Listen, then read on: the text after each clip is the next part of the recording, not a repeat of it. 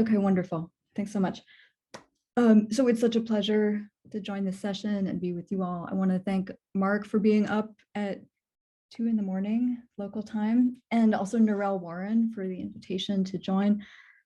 Thanks so much to our facilitators, Corinne Squire and Sani Mulabale. And if there are any participants later who are in the Australian or other time zones who want to catch up with questions or anything about this talk, I would certainly welcome the opportunity to connect. So thanks so much. Let me just jump in. So this is the title, A Winter of Severe Illness and Death, Culture, Behavior, and Biopolitics in US COVID Policy.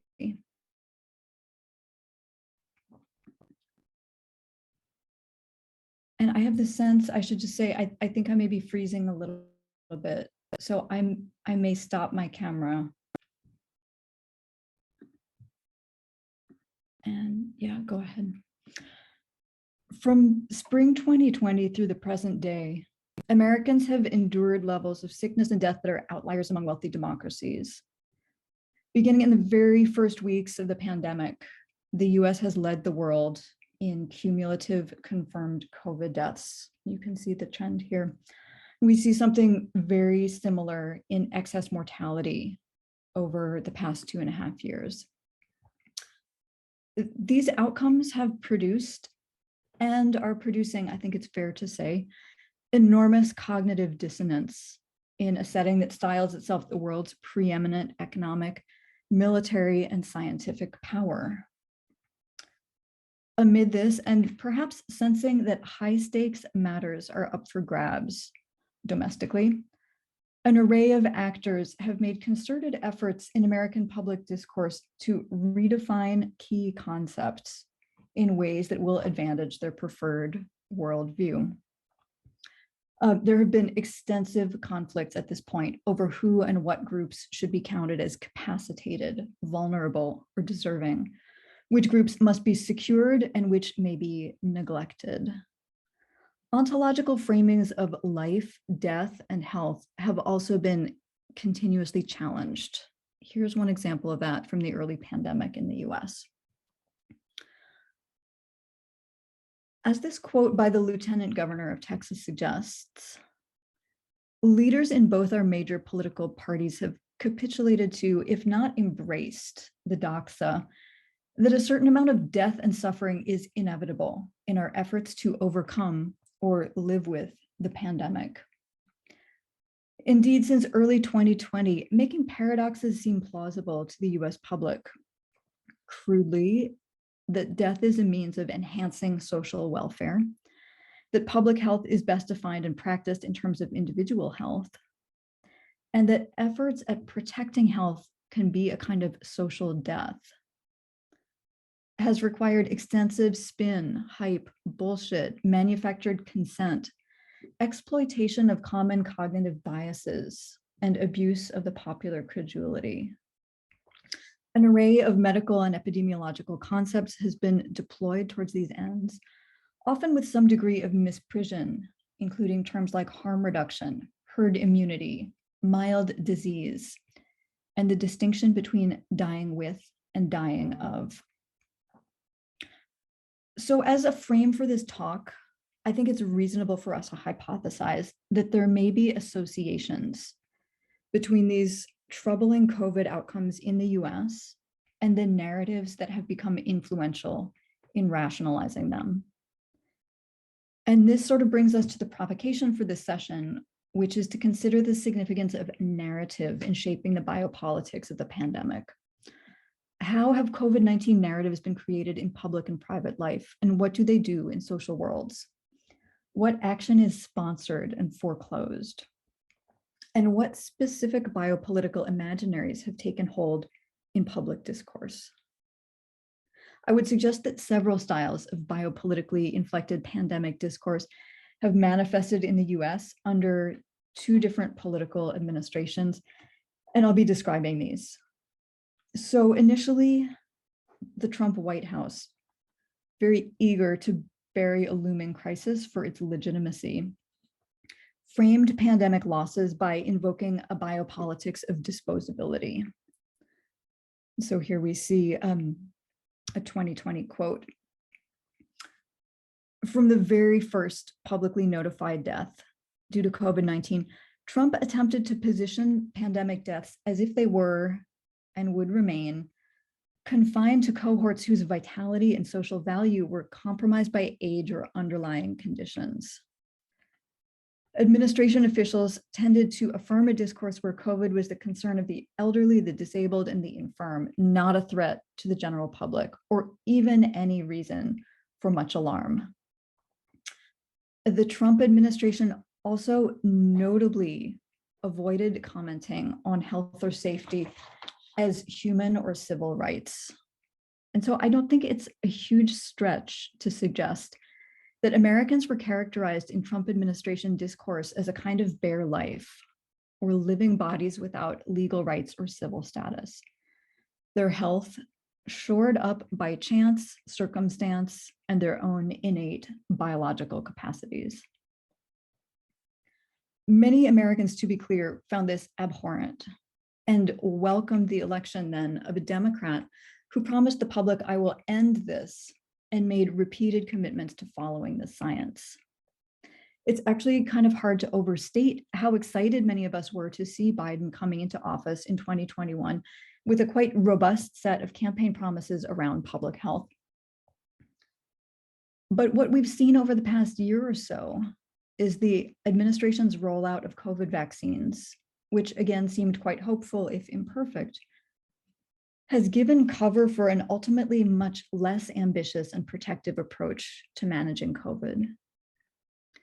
And I think that broadly, two biopolitical narratives have been used to justify and legitimate weaker policy under the Biden administration.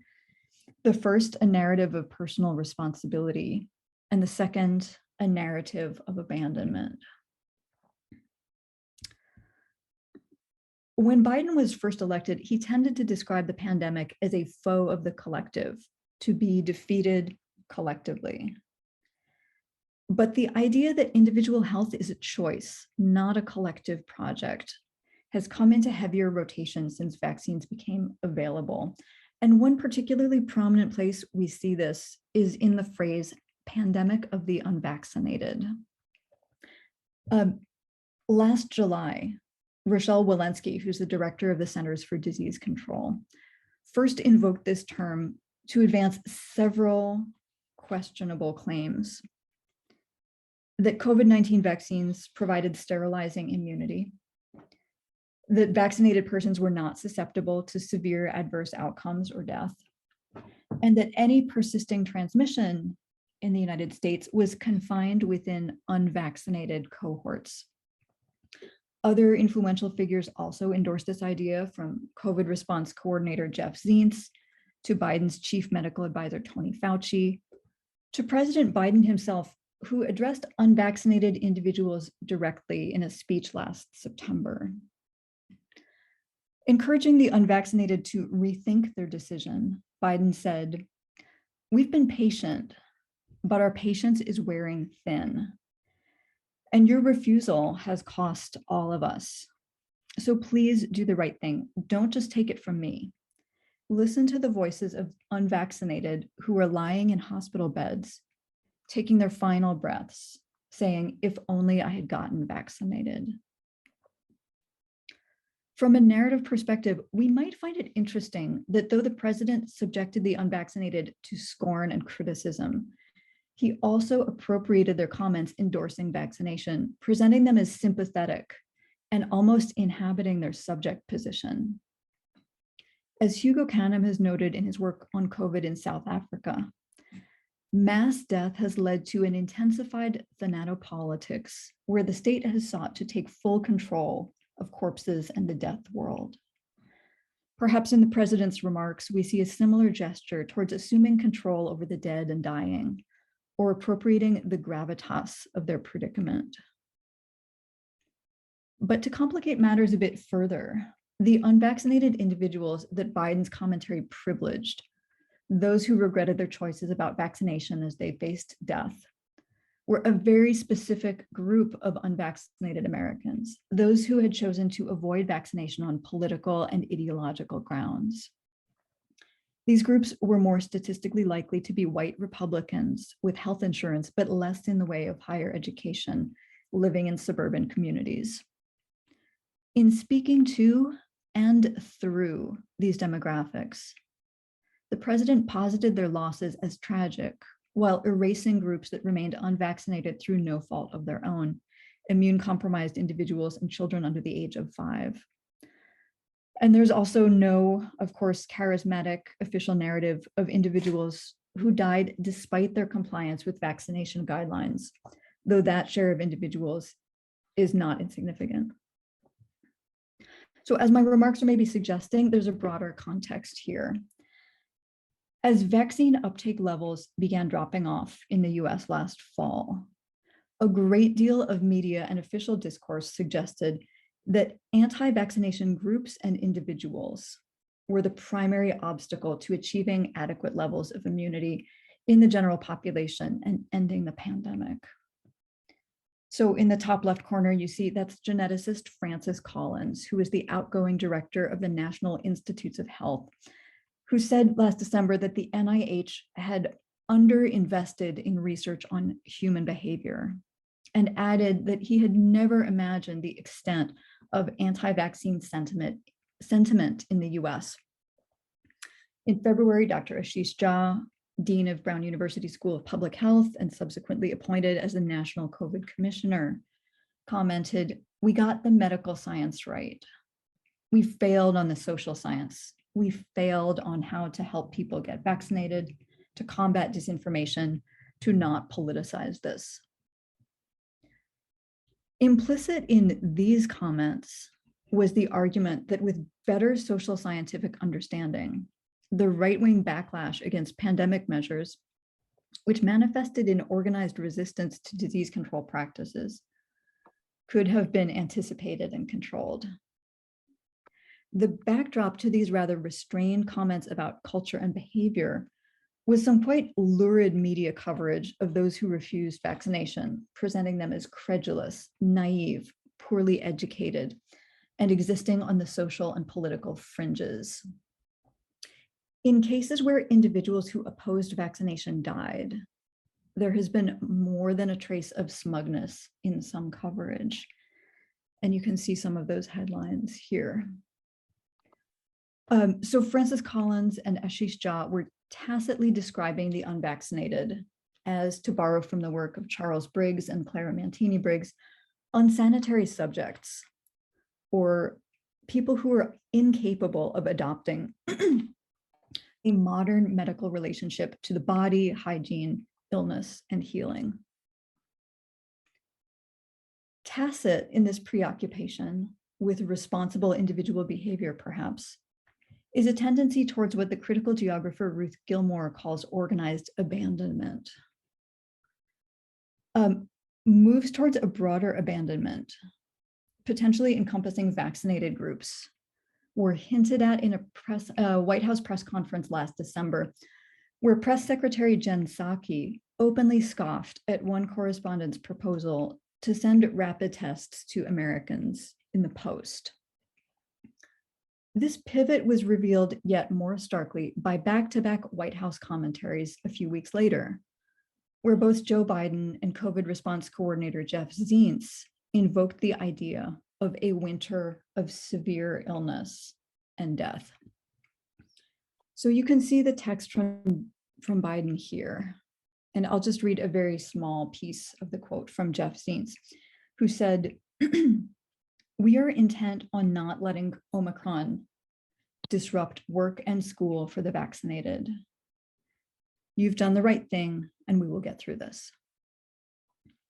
For the unvaccinated, you're looking at a winter of severe illness and death for yourselves, your families, and the hospitals you may soon overwhelm.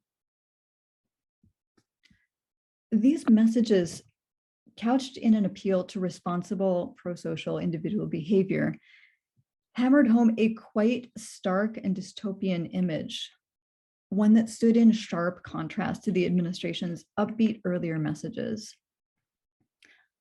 And what is more, neither Biden nor Zients appeared to question the rightness of such a winter. They even legibly endorsed a moralizing status quo of differential risk, in which vaccination was posited as the best and maybe only protection against COVID infection. Indeed, these claims coincided with an unprecedented surge of infections and deaths propelled by the Omicron variant in the United States. You can see that spike here in this part of the graph.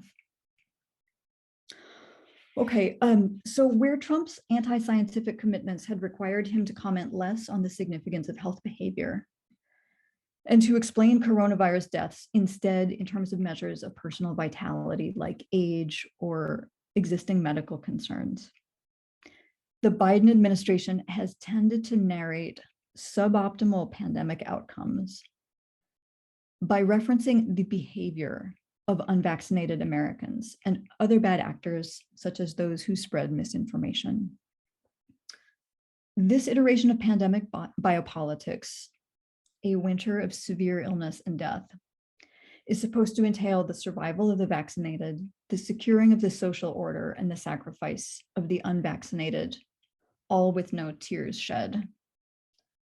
And with this, the current administration has advanced an extractive, business as usual status quo, premised on what Jaspir Puar has described as the right to maim, much like its predecessor. So summing up, over the last 2.5 years, the US has experienced devastating pandemic outcomes, the effects of which have been felt highly inequitably. And we've seen very comparable outcomes under two presidents, one openly anti-science, the other more nominally progressive and responsible. Both administrations have attempted to narrate their pandemic challenges by emphasizing the undeserving nature of susceptible individuals. The Biden administration has tended to attribute the ongoing pandemic to inadequate levels of vaccine acceptance and has both tacitly and overtly positioned the unvaccinated as unsanitary subjects. The much more messy reality around COVID transmission, exposure, and risk has been mystified, I argue, by constructs of culture and behavior that are essentially technocratic and punitive. But if the kinder, gentler COVID response we hoped for under Biden has not come to pass, we have seen an interestingly biopolitical outpouring of discourse about sentiment. Feelings, affect, and social experiences, like seeing someone's mouth when they speak or exchanging smiles, have been unashamedly cited as the rationale for COVID policy decisions. And discourse about feelings has also been used to lend these policies legitimacy. At the same time, protective behaviors such as masking have increasingly been cast as the individual prerogative of anyone who is personally anxious, as one former Centers for Disease Control head framed it earlier this year. Okay, so I think it's interesting and perhaps revealing to see how affect is being managed as a part of pandemic management and how claims about affect are being used to justify policy decisions alongside the equally mushy variables of culture and behavior. I think in these majority discourse claims about beloved and intangibles, variously characterized as lifestyle, life, way of life, even business as usual, that there are some strong biopolitical claims being made. What is called normal life in a pandemic suggests what powerful institutions see as deathless, sacred, and immortal, what cannot be allowed to die at any cost. And that is where I stop. Thank you so much.